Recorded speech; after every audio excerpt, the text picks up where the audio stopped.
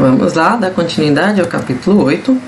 Vamos finalizar o capítulo 8, chamado A Matéria Artística, do livro Os Problemas da Estética, do Luigi Pareysson. Bom, dando continuidade ao capítulo, o Pareysson ele salienta dois aspectos opostos pertencentes à matéria artística. Um é que a matéria que é encontrada na obra, ela é muito diversa daquela matéria original dela, mas por outro lado, a obra resulta da forma como é por causa da natureza da matéria que foi escolhida. A escolha de uma matéria é feita baseada em sua natureza e muitas vezes a própria natureza daquela matéria vai sugerir algo ao artista, como por exemplo quando a gente tem dificuldade de encontrar uma rima, ou por exemplo quando um escultor vai esculpir uma obra de mármore e ele possui dentro daquela estrutura interna do mármore, possui algum tipo de imprevisibilidade que leva o artista, às vezes, a tomar uma outra decisão dentro daquela construção da obra. Assim não podemos ver a matéria da arte como só uma matéria, porque o ato do artista, ao intervir na matéria, é um ato tanto criador quanto destruidor. Ele institui a matéria ao mesmo tempo em que a está abolindo, do ponto de vista do Luigi Pareysson. Dessa forma, vai existir um verdadeiro diálogo do artista com a sua matéria, onde o artista precisa entender aquela estrutura, ele tem que saber os limites daquela estrutura, e a partir desse conhecimento da matéria, ele irá render-se à sua capacidade de saber lidar com ela.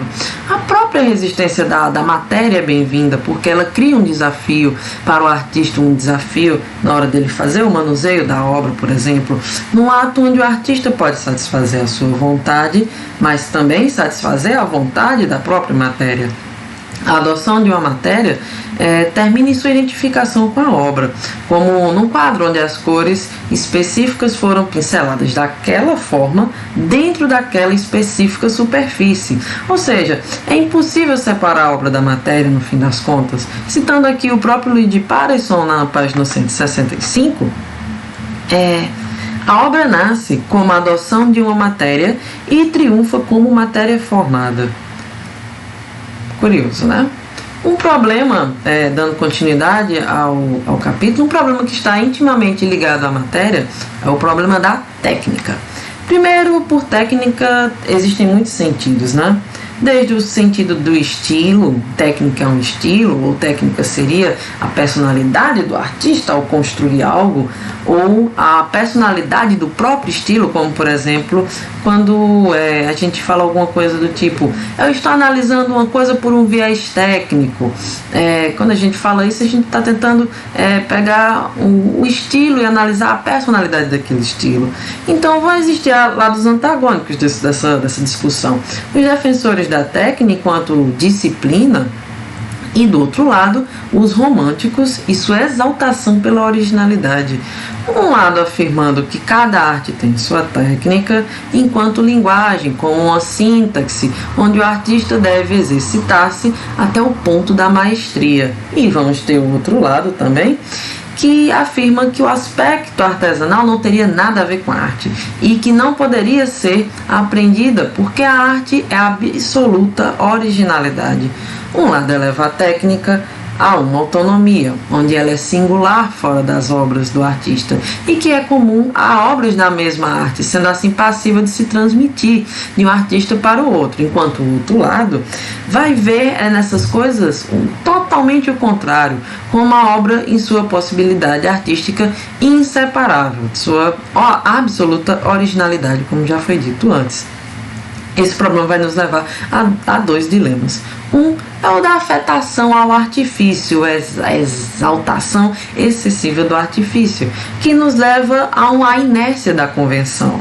E do outro lado a gente tem a afetação romântica, que tira do artista a disciplina, dando-lhe uma máxima liberdade, que pode ser bom para os que já são grandes, que têm uma técnica muito apurada e que verão nessa liberdade um caminho muito proveitoso, mas pode ser desastroso para artistas iniciantes, por exemplo, que ainda estão no processo de construção da sua técnica. É importante salientar que o discurso da técnica nos diz que existe alguma coisa de arte naquilo que você aprende. Você não será um grande artista porque você entrou no curso de pintura, mas um curso de pintura pode ser um caminho muito conveniente para a formação de um grande artista. A própria imitação, que é típica desses cursos de artes, muitas vezes é um caminho também para a originalidade. Muito dificilmente você vai chegar a uma originalidade partindo de um zero absoluto, o que também não significa um tipo de ensinamento doutrinal. Você não precisa também transformar aquela imitação, aquele processo de imitação num processo doutrinário. Então, não é possível, no fim das contas, existir arte sem ofício, mas é perfeitamente possível, existir ofício sim sem arte. Por exemplo, como um artesão que ele não tem nenhum compromisso além da mera repetição. Ele está fazendo o seu ofício e tem a técnica apurada, mas isso não significa que ele vá fazer uma obra artística. Ele pode apenas estar fazendo reproduções de um molde que ele já possui ou de um molde que ele já teve de terceiros ou coisa do tipo.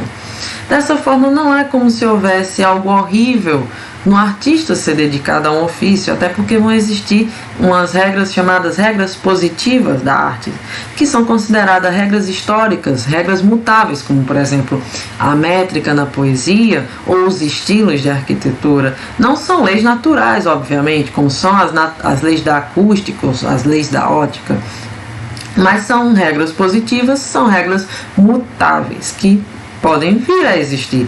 E para isso,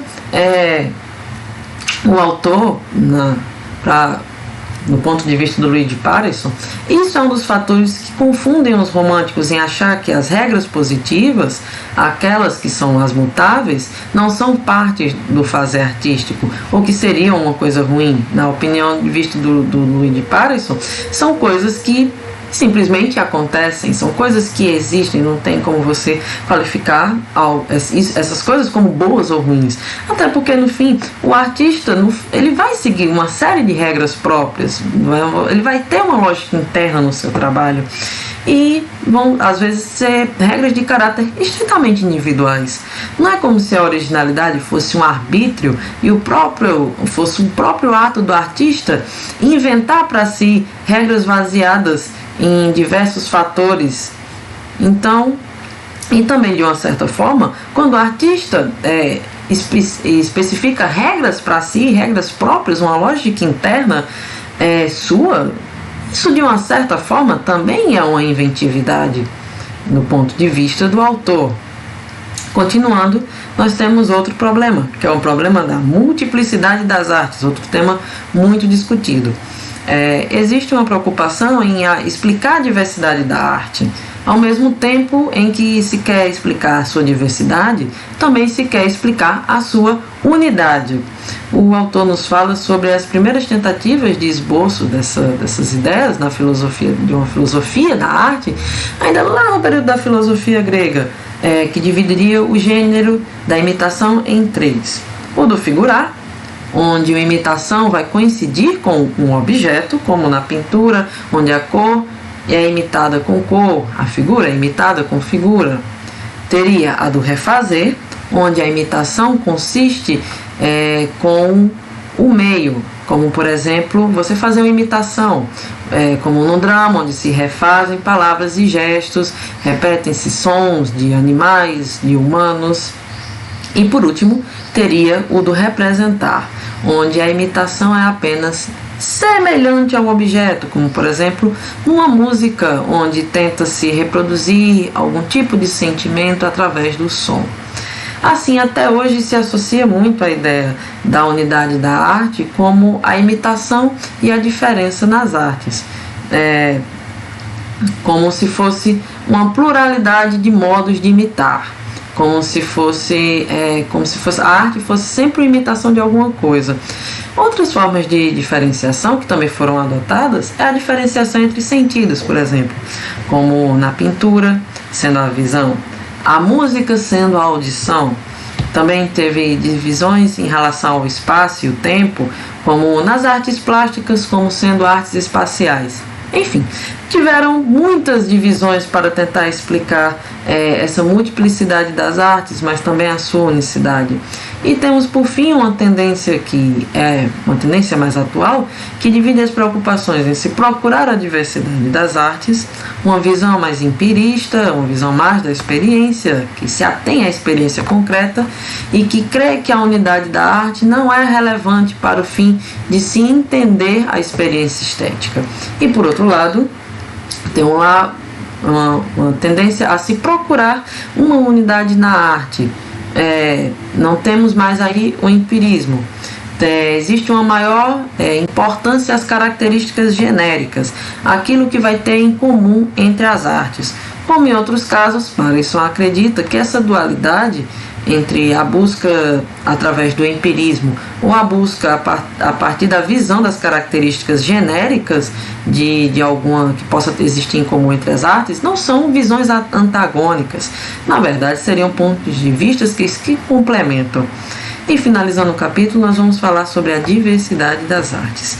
Pareson parte inicialmente da ideia de que a diferença entre as artes seja a sua diversidade de matéria, ou seja, a diversidade da linguagem, da técnica adotada, do seu meio e daquilo de específico que a distingue. Por outro lado, entender que a diversidade das artes não significa necessariamente a existência de uma estética de cada uma delas, até porque, como a gente viu nos capítulos anteriores, a estética está preocupada com os problemas gerais da arte, o que não significa também que cada arte não contribua trazendo uma nova proposta, um novo problema aos problemas gerais da arte.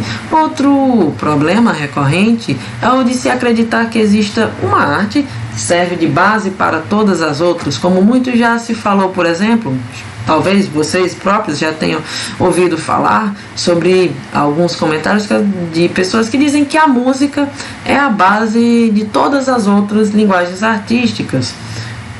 E são metáforas interessantes no ponto de vista do Louis de Pareson, mas são apenas metáforas, porque ver as coisas dessa forma, como se tivesse uma arte que seria a base de todas as outras, afetaria a especificação da arte. E bom, é isso aí. Acabou o capítulo 8. Nos vemos no próximo. Até mais.